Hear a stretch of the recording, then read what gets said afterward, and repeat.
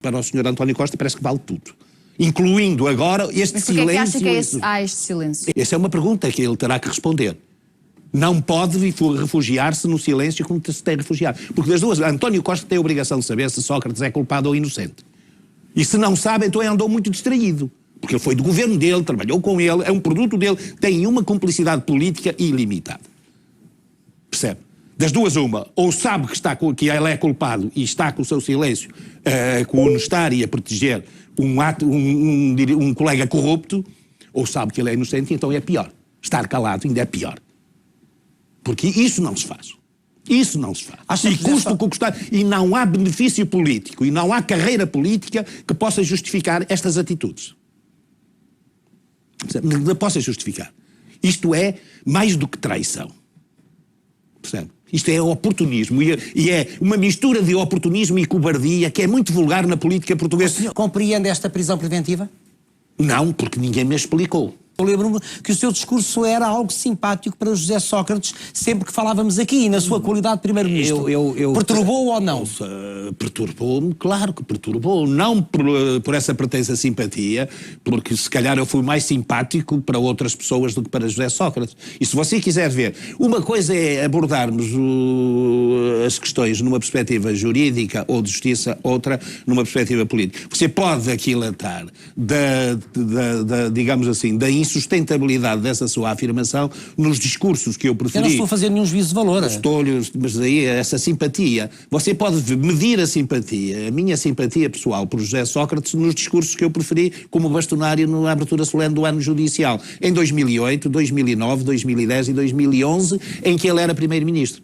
E se acha que uma pessoa que faz aqueles discursos num ato público, com a presença dele, com a presença do governo, com a presença do presidente, é simpático para isso, portanto, eu prefiro os antipáticos. Claro, inevitavelmente, mesmo que a questão é separar a questão política da questão jurídica. Sim, não temos que mostrar as coisas. Eu não tenho que dar. Agora, desculpe, para mim há uma coisa ainda mais aterrador do que a própria prisão de José Sócrates.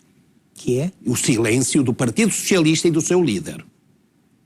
Porque das duas uma, o António Costa tem a obrigação de saber... Mas António Costa já falou muitas vezes da herança e de se respeitar a herança que advém dos tempos de José Sócrates. António Costa e os socialistas, pelo menos da sua entourage política mais próximos dele, têm a obrigação de saber... Aliás, ele usava toda essa herança mesmo na campanha, não é? Sim. Claro, e ele é um produto de Sócrates. Ele é um produto político de Sócrates. Sócrates foi das pessoas que mais mal fez este país. Foi durante os governos de José Sócrates que se fizeram os contratos de dívida pública com taxas de juros mais elevadas sem necessidade. Sócrates e os seus governos andaram a contratar juros de dívida pública a 6, quase 7%, quando a taxa de juros era já muito mais baixa, para beneficiar determinados bancos. José Sócrates formatou, naturalmente com os seus ministros e com o seu governo e com os seus deputados, o regime de parcerias público-privadas mais terrível de todo o mundo. Nós temos um regime de PPPs que garante rentabilidades milionárias anuais aos concessionários privados a troco de risco zero. José Sócrates garantiu a um conjunto de concessionários 20 e tal e 30% de rentabilidade anual sem qualquer risco no negócio. E, portanto, eu dou até um exemplo. Foi José Sócrates que iniciou esta triste tradição de tirar salários à função pública, e no primeiro ano em que os funcionários públicos veem os seus salários reduzidos, a massa salarial que foi tirada aos funcionários públicos, que foi da ordem dos 900 milhões de euros, foi direitinha para as parcerias público-privadas como complemento a pagamentos. Ou seja, José Sócrates cometeu a perversidade em 2011 de tirar 900 milhões de euros aos funcionários públicos e dar aos grupos concessionários privados das parcerias público-privadas. No fundo são 3 ou 4 grupos económicos. Naturalmente que hoje muita gente que foi para o desemprego, que sentiu os efeitos da redução salarial, a redução das pensões, sente-se de alguma maneira vingada. Obviamente que o culpado não é apenas Sócrates, é Sócrates e naturalmente todos os que seguiram, que mantêm o mesmo tipo de políticas. Daniel Proença de Carvalho também é um símbolo deste regime.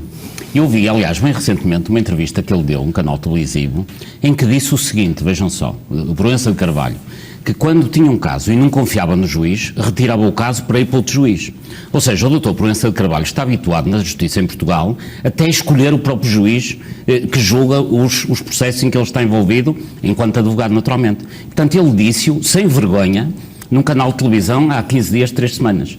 E, portanto, para pessoas, nomeadamente Proença de Carvalho e outras grandes sociedades de advogados, que estão habituados a que a justiça corra como eles gostam, é evidente quando corre como não gostariam, e sabemos perfeitamente que Proença de Carvalho tem sido sempre advogado de José Sócrates, e, portanto, isto não lhe está a correr de perfeição, ele fica surpreendido. E é natural que venha publicamente até insultar o juiz Carlos Alexandre. Carlos Alexandre está a ser justiceiro de alguma maneira? Não. O juiz Carlos Alexandre está seguramente a atuar em função da sua consciência, mas enfim, eu não conheço o processo, obviamente não posso pronunciar sobre essa matéria, não está a ceder às pressões habituais que sempre ocorrem quando está em causa alguém que é poderoso. Porque todos os dias fica gente em prisão preventiva por esse país. Há prisão, este problema que o Dr. Marinho Pinto levantou da prisão preventiva, eu ando há 20 anos José Sócrates, contra isso. José Sócrates não é o primeiro português a ficar em prisão preventiva.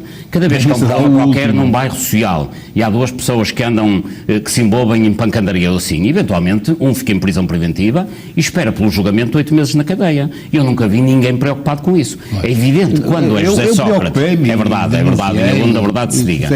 Mas o que acontece, eu noto, durante o período em que Sócrates esteve a ser interrogado, portanto no fim de semana passado, houve dezenas de advogados ligados a José Sócrates, em todos os canais de televisão, a defender que ele jamais poderia ficar em prisão preventiva. O juiz Carlos Alexandre não cedeu, foi esse tipo de